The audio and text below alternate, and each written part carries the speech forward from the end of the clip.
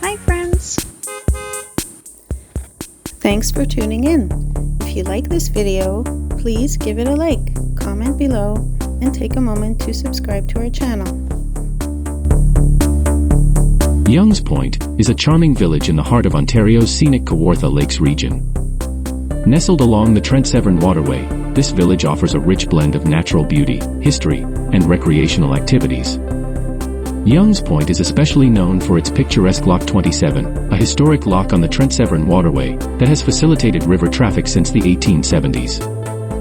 Originally, this lock was essential for transporting lumber, goods, and passengers, but today it welcomes tourists and boaters who enjoy the area's tranquility and charm.